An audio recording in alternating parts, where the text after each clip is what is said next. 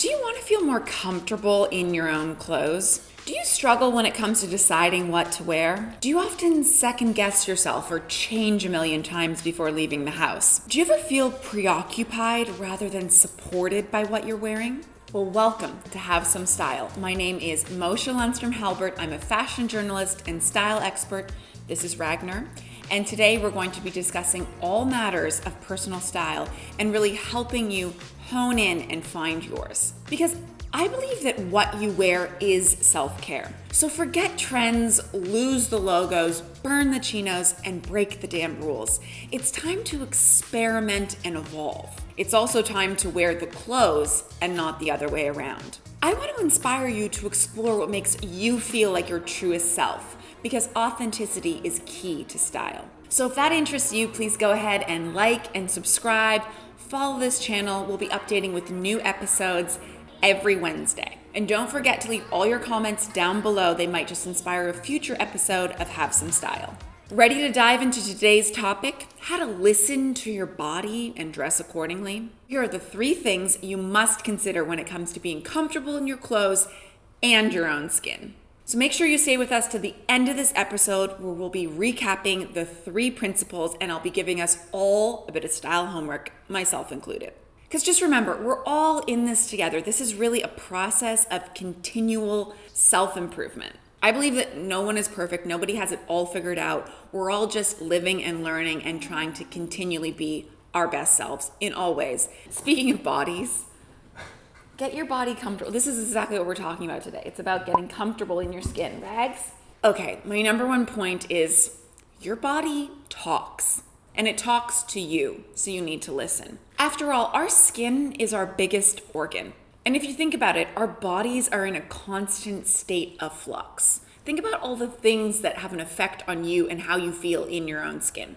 We're affected by everything around us. It could be the news, it could be the weather, it could be the climate, it could be a phone call or email we just received, it could be a song we just listened to, it could be that time of the month, it could be something we ate, it could be work, it could be family, home life. A variety of things affect how we feel when we wake up each day. So when we're attuned and listening to our body, it really is like a compass guiding us in the right direction. And if you are listening, it will tell you exactly what it wants in that specific moment for that specific occasion and on that specific day. But it really is up to you to listen to your body and decide if you want to take the advice it is giving to you, to your person on a cellular level. Another way you might think about this concept that I'm trying to introduce here is it's similar to that inner monologue, that inner voice that we have constantly going off in our head, chatting to us all day long, telling us how we're feeling, how we're processing information. When you step into your closet, when you are deciding what to wear each day, you really need to be listening to that voice and having a conversation with it that is best serving you so that you can show up as your best self every time you get dressed. So this brings me to my second point.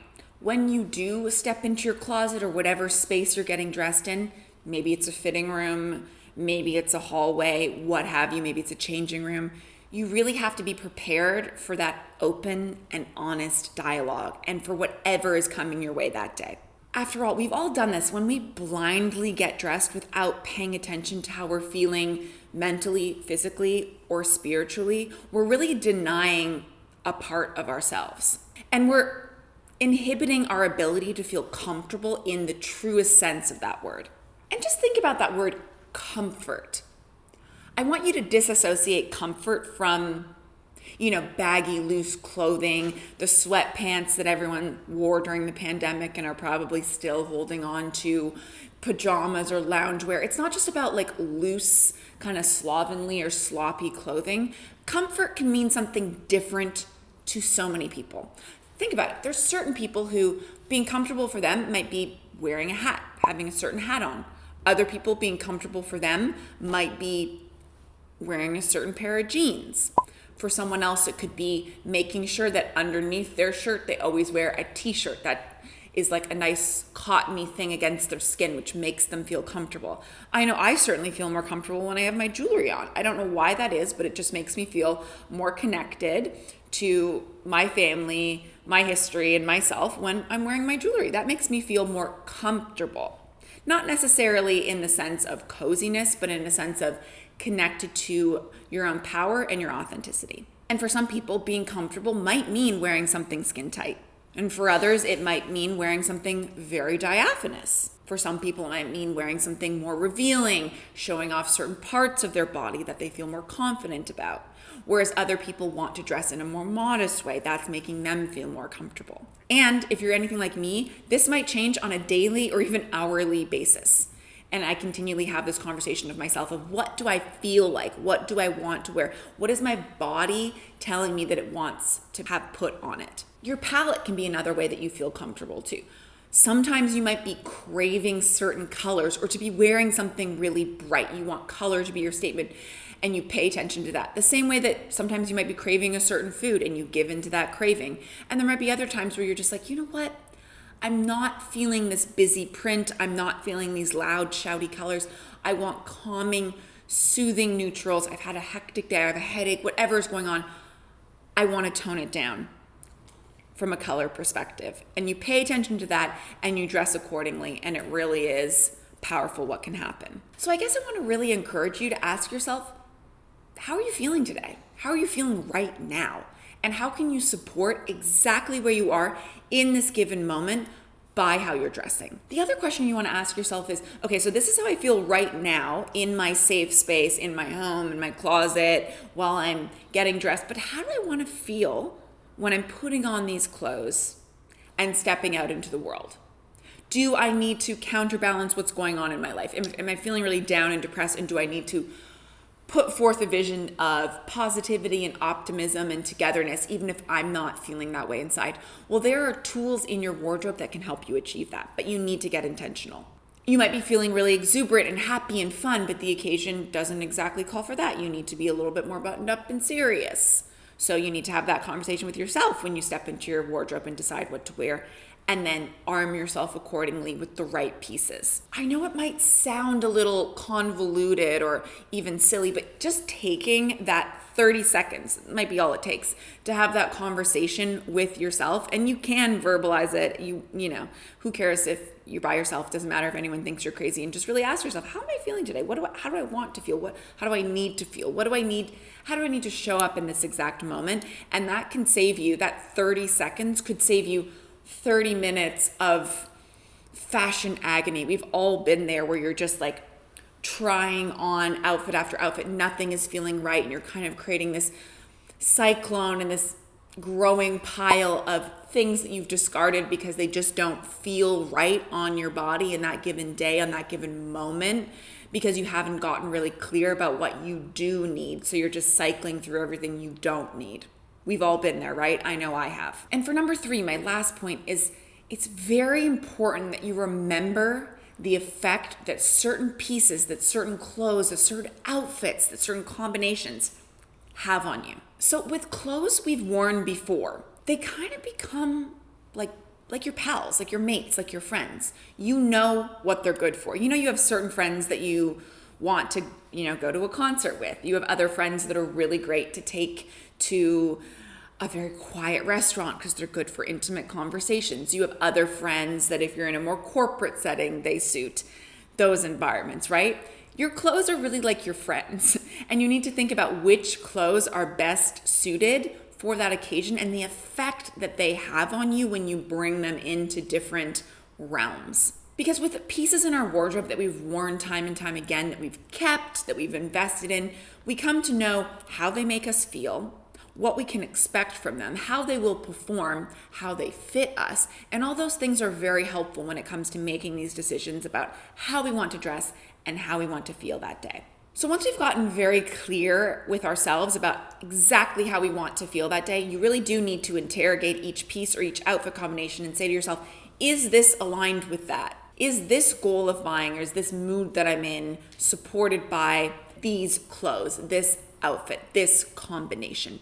Just work out that simple equation for yourself and make sure, because we've all been there and there's nothing worse than when it's too late to turn back and you're out at something or you're up on stage having to do this thing for work, or you're spending all day exploring and you don't feel good in what you're wearing. It's such a distraction. It's very hard to be in the moment, to be present, to be happy when you're not feeling like your best self and when you're not feeling comfortable in what you're wearing.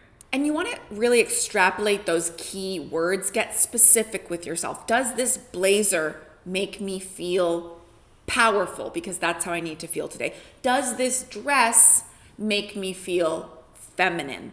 Do these jeans make me feel cool?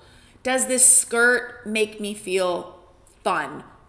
Exactly what those adjectives are for you that you're looking to achieve, ask yourself, is that piece in support of it? If it isn't, don't wear it. It's not going to work. It's as simple as that. Doesn't mean you need to get rid of it. It just means in this time and for this place, it's not right. You kind of want to think of yourself when you step into your closet like you're a pharmacist and you're prescribing yourself the medicine you need for the day, the fashion medicine, exactly what you need. What is your prescription for the day? What is going to give you that booster shot of energy, of confidence to go about whatever you need to do, feeling as fabulous as you're going to feel on that given day. After all, it's much better to wear something that you've worn a million times that you must be like, oh, everyone is so sick of seeing me in this, than wear something that doesn't really suit you in that day or in that moment. It's much better to be a repeat offender, wear the same thing over and over, but have it be something that you feel great in,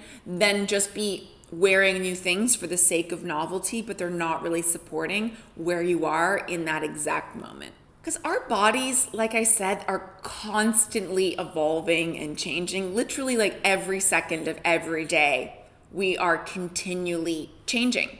And our bodies are morphing with us. What looked good on us yesterday and what we felt good in yesterday might not apply to today. And there's also specific body parts, this especially applies for women, that some days you feel better about than others.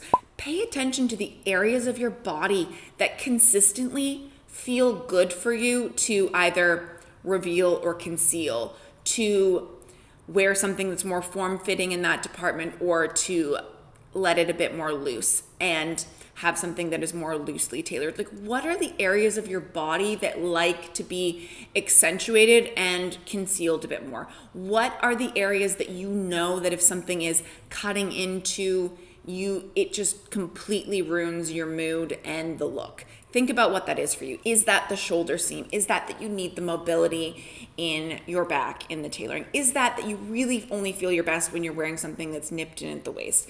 Is that you're terribly uncomfortable if you're wearing something that accentuates or is too tight in your hips? You can wear whatever you want. There are no rules depending on your body type, shape, and size. I fully believe that.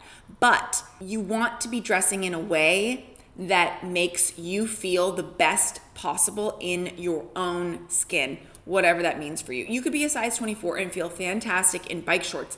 You should wear them. It sounds very simple and rudimentary, but it's something we often forget about because we're taking in so many different images and messages, and there's just so much choice these days. Like, what actually makes your body happy and feel good? Forget about how you exactly look in the mirror. How do you feel? Being in touch with your physical person is a great way to get more aligned and more authentic with your style. So to summarize what we talked about, I want you to write down these 3 notes and practice these 3 fundamentals when it comes to feeling more comfortable in your body, in your skin, and in your clothes. Number 1, your body talks. Listen and engage in that conversation. Number 2, when you step into your closet, be ready for an open and honest dialogue. And number 3, remember the effect your clothes have on you and how you want to utilize that to your best advantage. Well, that's all for today's episode of Have Some Style. If you liked this video, if you liked this podcast, please don't forget to rate, review, subscribe, give it a thumbs up. You can listen to Have Some Style in podcast format, wherever you find your podcasts. And you can also always tune in on YouTube if you want more visual references as well. I love to have you here as well. And I'd really appreciate if you could share and support this show with everyone you know that you think might benefit from this kind of conversation that I'm having around personal style as a form of self-care. And while I have you here, you're going to want to watch some of my other videos all about finding your personal style. Everything from the effect shoes can have on you, to how to dress with a sense of modernity, to really how to evolve your style throughout the ages and eras of your life. Those are just some of the topics we're covering here on Have Some Style.